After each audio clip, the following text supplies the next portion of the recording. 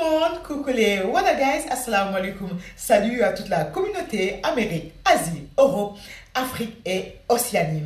Il existe un amour fusionnel, un amour explosif, un amour vraiment très très fort qui selon moi arriverait à la troisième position.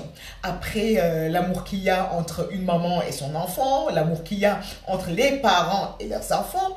Le deuxième amour, c'est l'amour entre un homme et une femme qui sont amoureux.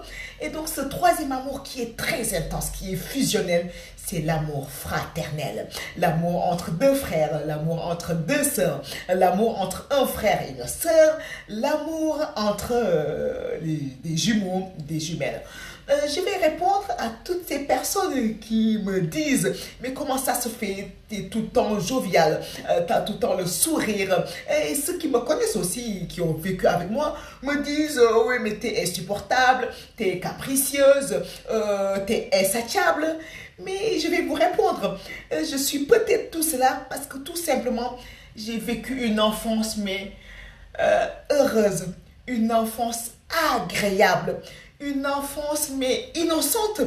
Et j'ai vécu tout cela grâce à mes grands frères, grâce à mes grandes sœurs, grâce à mon petit frère, grâce à mes petites sœurs.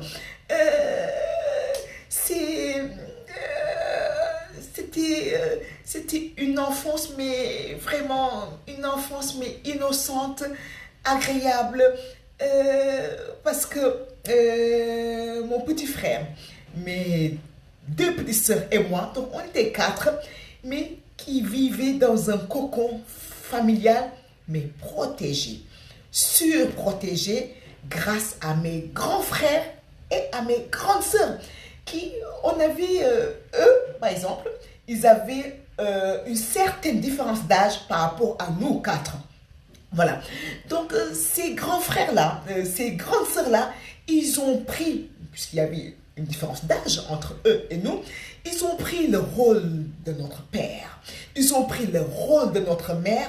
Donc, c'est eux qui s'occupaient de notre alimentation, de nos études, qui s'occupaient de tout, de tout, de tout. Donc, la complicité qu'il y a entre les parents et les enfants, mais nous, on n'avait pas cette complicité avec notre mère. On n'avait pas cette complicité avec notre père parce que ce sont nos grands frères, nos grandes sœurs qui ont pris ce rôle-là. Donc, voilà, on était tout le temps en contact avec eux. Donc, nos parents, nous ont confiés à nos grands frères, à nos grandes sœurs. Et donc,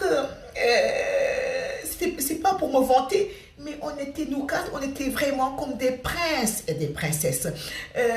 On était intouchables. Voilà. On ne savait pas quand j'étais au Sénégal. Moi, je ne savais pas, je n'étais pas au courant qu'il y avait du racisme. Je n'en savais rien du tout. Je ne savais pas qu'il y avait la famine. Je ne savais pas qu'il y avait tous ces maux sur cette terre, que tous ces maux, que le monde souffrait vraiment à tel point que je ne savais pas du tout cela. Donc il a fallu que je vienne, que je mette les pieds en Europe pour comprendre, pour voir. C'est comme si j'étais au paradis et j'étais transportée dans la jungle, mais en enfer. Et je vois un peu de tout, j'ouvre grand les yeux, je dis mais attends, où est-ce que je suis? Je suis dans quel monde? Voilà, tellement on était surprotégés. Donc, je me rappelle que quand je vois mes enfants en train de jouer, je repense immédiatement à la période où je m'amusais avec mes frères, où je m'amusais avec mes soeurs. Quand j'amène mes enfants à l'école, je me souviens quand mes soeurs me prenaient par la main et m'amenaient à l'école. Je me rappelle quand mes soeurs me prenaient la main pour me dire, regarde, il faut écrire le O, il faut faire comme ça, le O, le I. Donc nous ne sommes rien sans nos grands frères, nous ne sommes rien sans nos grandes sœurs. C'est eux qui nous ont tout donné, ils nous ont tout transmis. Voilà, ils nous ont tout transmis. Donc, je vous dis tout cela, pas pour me vanter, mais c'est pour cela que je n'arrête pas de nous dire qu'il faut qu'on veille sur nos enfants. Et il faut qu'ils aient une enfance agréable et qu'ils ne se soucient de rien du tout. Voilà, donc quand quand on était petit, on nous demandait juste, on mangeait, on buvait, on s'amusait, on dormait. Ils nous demandaient juste de bien travailler à l'école et basta. On s'occupait de rien du tout. Donc voilà. C'est pour cela, quand tu rencontres une personne que tu aimes, donc quand tu rencontres l'homme de ta vie ou la femme de ta vie, il faut quand même que ces gens-là sachent que ta famille elle est importante, que tes frères, tes sœurs sont importants pour toi. Donc ils ne doivent pas essayer de vous séparer. Voilà. Si tu vois que cette personne-là essaie de te désunir avec ta famille, donc je pense qu'il faut réfléchir, il faudra vraiment réfléchir, voilà, parce que tes frères, tes sœurs font partie de toi, font partie de ta vie, donc tu peux pas les ignorer, tu peux pas. Bien sûr, il y a des disputes, c'est comme, c'est ça, c'est pour ça que cet amour est fusionnel, mais en même temps explosif, parce qu'on a vécu avec des disputes, voilà, mais c'est ça qui nous forge en fait. Donc on ne peut pas partir sans nos frères, on ne peut pas partir sans nos sœurs, c'est notre vie, ils font partie de nous. Donc les personnes avec qui nous sommes censés être devraient comprendre cela. Donc c'est très très important. On doit voilà, personne ne doit nous séparer, c'est Dieu qui nous a unis. Voilà, on ne décide pas, on n'a pas choisi de dire, mais tiens, je vais naître dans cette famille, j'aurai tel frère, j'aurai telle sœur. Non, c'est Dieu qui a décidé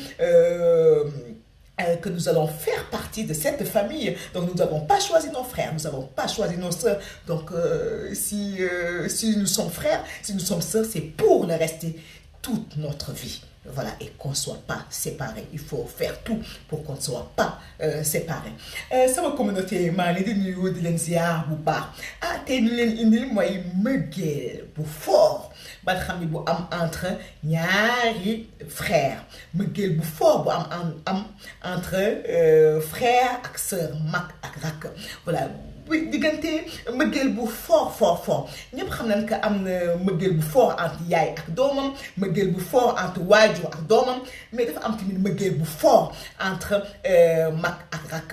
Defe naa kenn choisirul fu ngay juddoo da nga ñëw rek juddu si famille am ay mag si ñu nga topp, am tamit ay rakk ñu topp si yow. Voilà, loolu noonu la demee, mais da ngay gis que ñun waajur yi, voilà, après waajur yëpp def naa gis nañ loolu que des fois mag ak rakk des fois dañuy dañuy complot dañuy complot si waajur yi. Voilà, da ngay gis que voilà mag ak rakk par exemple bu ñuy foo papa bi wala yaay bi su ñëwee bëgg wax déedéet daf leen ni ñoom ñaar mag ak rakk dañuy complot def benn bloc pour xeex waajur yi daal déedéet ñu dañuy foo et tout nga xam ne seen diggante dafa fort diggante boobu ndeysaan dafa fort dañuy ànd di foo et tout, dañuy xuloo di foo da ngay gis diggante bi par exemple avec frère la ak sœur da ngay gis diggante bi ndeysaan dafay commencer am tuuti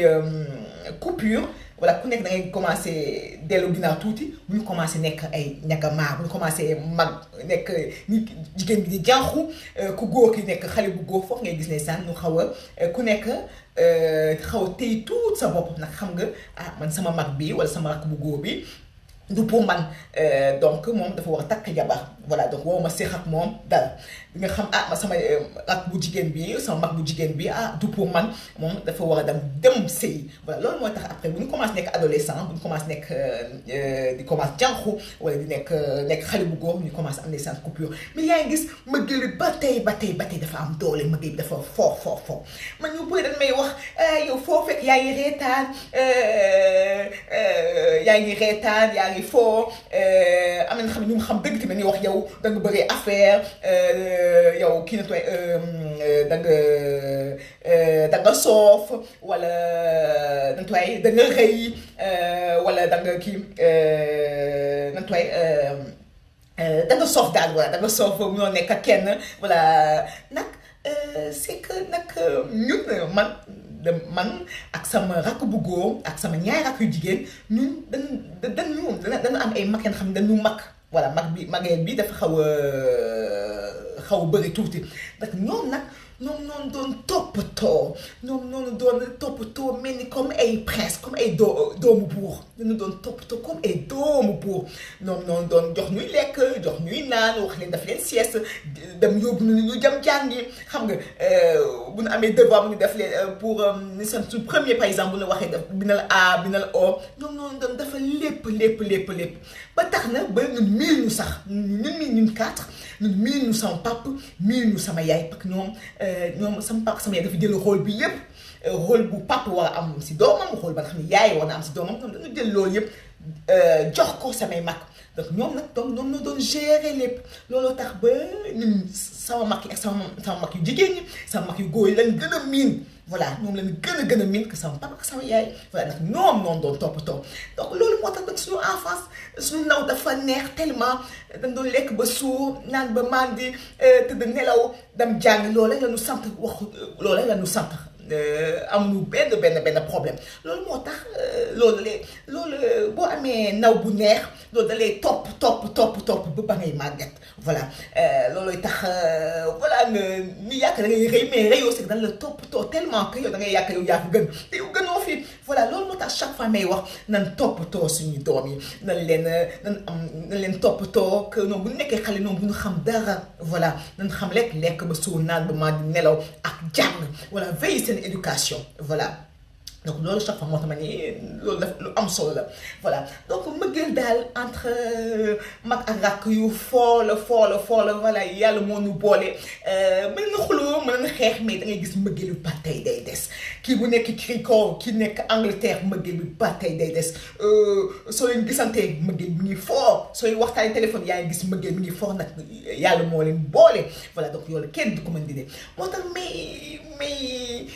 may waxaat rek que yow mi ku góor ki voilà soo waree takk jabar sa jabar bi war na xam tamit que yow da nga am famille voilà que yow mënoo dem sans sa famille tamit war na xam que yow da nga choisir kii nga bëgg voilà ñoom war nañ xam que yow da nga choisir ki nga bëgg donc yow mënoo dem sans ki nga bëgg loolu moo tax yow fekk ku góor nga da ngay taaj say famille taaj sa jabar nga wax leen que man mënuma dem sans sama jabar kii laa bëgg moom laa takk donc mënuma dem sans moom yéen tamit mënuma dem yow mii sama jabar tamit mënuma dem sans sama famille donc moo tax yéen dama bëgg ngeen ñëpp ngeen ànd noonu voilà fekk ànd noonu bi mënul nekk yow papa yaay xamal que man bàyyi naa leen sama rakk bàyyi naa leen yow mi sama jabar tamit mën nga dem delluwaat sa kër yaay pardon man tamit bàyyi naa la yéen ñëpp ngeen bàyyi man ma nekk man kase donc soit ñun ñëpp ñu nekk alhamdulilah loolu mu ñu am ku nekk dem ngeen bàyyi man ak sama bopp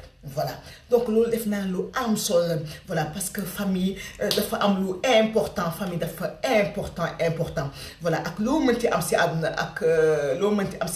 dafa damay toog nii sama doom yi ñu ngi foo et tout mais ma xam ni maa ngi am jàmm et tout mais des fois damay sentir que su may gis ñoom ñuy foo nii sama xel day delluwaat ndeysaan mu nekkee xale mais ñu may foowee ak samay mag yi ñu may foowee ak sama rakk yi loolu ma xam sama yaram ma xam ni am na lu ma manqué ndeysaan nag ñoom ñoo ma manqué donc bu leen nangu ñu leen di tas bu leen di nangu ñu leen di diviser voilà dafa am jigéen bu baax wala góor bu baax normalement dafa war a bëgg dafa war a bëgg say mbokk voilà tant que wan ko façon daf leen war a bëgg bu ñu ko wanee façon nag loolu mën nga ñu waxtaan si voilà mais en tout cas ku la bëgg daal dafa war a bëgg tamit sa famille loolu am solo donc la communauté cet amour-là il est vraiment fusionnel on va bien sûr entre un frère et une sœur c'est connu, ils se disputent, ils se chamaillent, mais ils s'aiment, c'est ça qui va nous laisser de très bons souvenirs, c'est ça aussi qui va nous forger, voilà, donc voilà, c'est vraiment important.